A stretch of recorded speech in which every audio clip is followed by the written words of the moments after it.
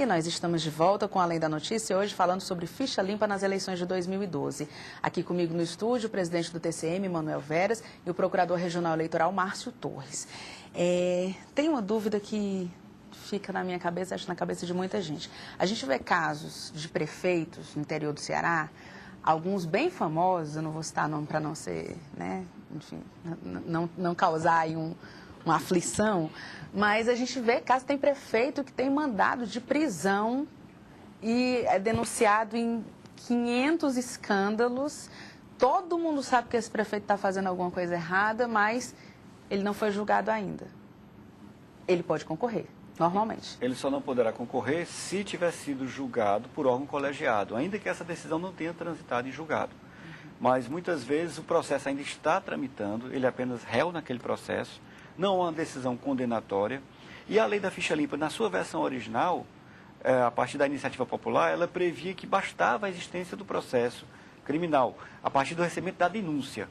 Mas, por conta de alterações sofridas no próprio Congresso Nacional, é que se exigiu um pouco além disso, que seria a condenação por órgão colegiado. Órgão colegiado, vamos explicar para o pessoal que está em casa. Tribunal. Tribunal Eleitoral, Tribunal de Justiça, Tribunal Regional Federal. São órgãos em que a decisão não cabe a um julgador monocrático, um julgador isolado, no caso o juiz.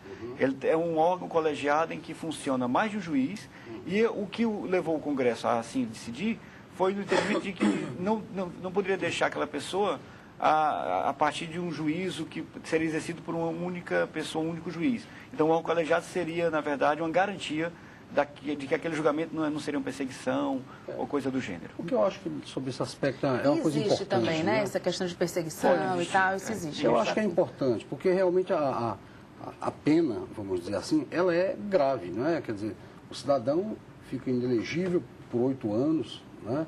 Quer dizer, a possibilidade agora de deixar de exercer cargo público, como há aqui, inclusive no estado do Ceará, a legislação já foi aprovada pela Assembleia e acho que pela Câmara Municipal a ficha também. Limpa para o Executivo. Então, há necessidade, evidentemente que são casos isolados, mas a gente sabe de situações locais, pontuais, de envolvimento de pessoas com determinados grupos políticos que poderiam monocraticamente, por uma decisão às vezes até de perseguição mesmo, né, usurpando da sua função julgadora, condenar a pessoa e tudo. Então, acho que essa questão de se remeter a um órgão colegiado mais distante do fato, mais isento, com uma avaliação mais plural, eu acho que ela é importante. E aí evita uma série de contestações, mas eu acredito que as pessoas, mesmo sem poder contestar, contestam.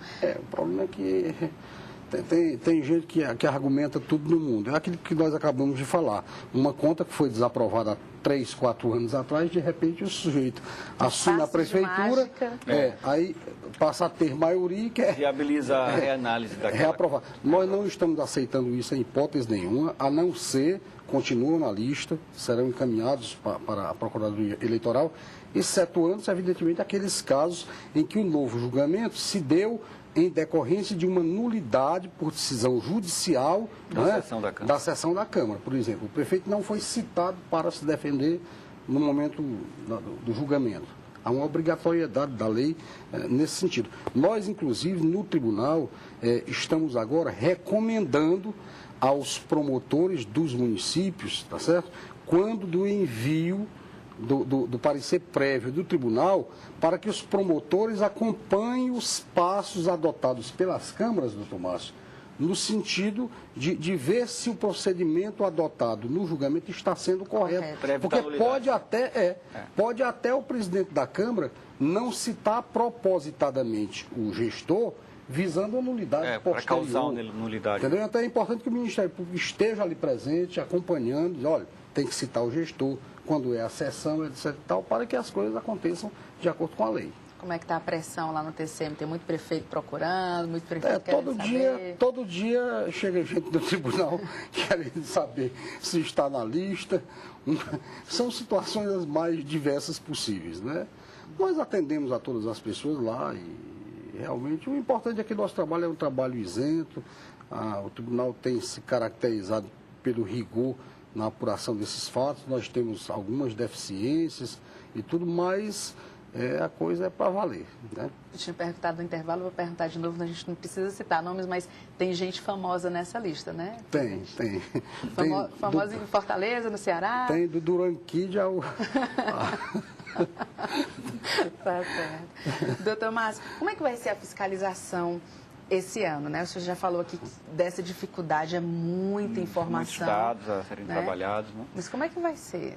Vai ter um reforço, inclusive, no pessoal? Na realidade, o reforço ele não é muito possível por conta da deficiência de quadro de pessoal. Porque quem vai fazer a fiscalização mais direta são os promotores eleitorais. Então, eles já têm um quadro muito reduzido, eles estão nas suas comarcas acumulando o trabalho do eleitoral com outro trabalho normal da promotoria, né? Então, realmente, é muito difícil que ele consiga assim, uma dedicação como era o ideal. Agora, nós estamos tentando dar o suporte necessário para o trabalho dos promotores. Eu estou com o promotor me auxiliando, Dr. Emanuel Girão, estou com um promotor também do CAUPEL, que é Centro de Apoio Operacional, Dr. Raimundo Filho, que estão trabalhando comigo no sentido de propiciar aos promotores as condições necessárias para o bom andamento desses trabalhos.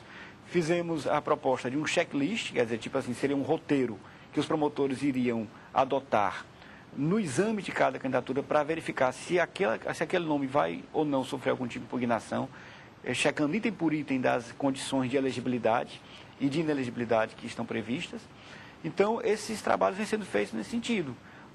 Estamos já programando, inclusive com o auxílio do TCM, uma grande reunião com todos os promotores para que eles aprendam a utilizar a ferramenta de pesquisa do TCM. Porque lá, inclusive, há um servidor que já foi designado para isso, pelo TCM, eles vão ter condições de aprender a utilizar a página eletrônica do TCM, localizar os acórdãos, imprimir os acórdãos, verificar se aquela conduta é ou não improbidade para impugnar as candidaturas correspondentes. Então, mas a gente fala em impugnar, quando a gente está no período de cobertura, de campanha, se você colocar que candidatura X foi impugnada, tem gente querendo matar ou morrer. Porque esse nome impugnação, passa uma ideia de que ali já não está mais valendo. Na verdade, impugnar é uma contestação. Uma contestação. Na verdade, quando existe assim, a perspectiva de se confirmar aquele fato da inelegibilidade, o promotor ele pode impugnar até para produzir provas. O candidato que teve a candidatura impugnada, ele vai apresentar sua defesa. Não, existe a liminar, ou não existe a liminar, eu consegui suspender, ou não consegui suspender, o caso não é bem assim, e por aí vai. Então, ele tem chance de defender. Agora, quando são hipóteses de inelegibilidade diretas, que não precisam sequer de prova, basta que o promotor dê um parecer pela não confirmação da candidatura e o juiz pode acatar ou não. Em ele acatando ou não, recurso para o Tribunal Eleitoral.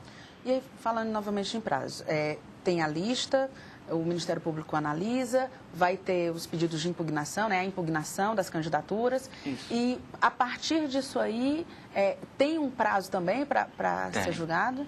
Tem, até final de agosto, tudo tem que estar decidido.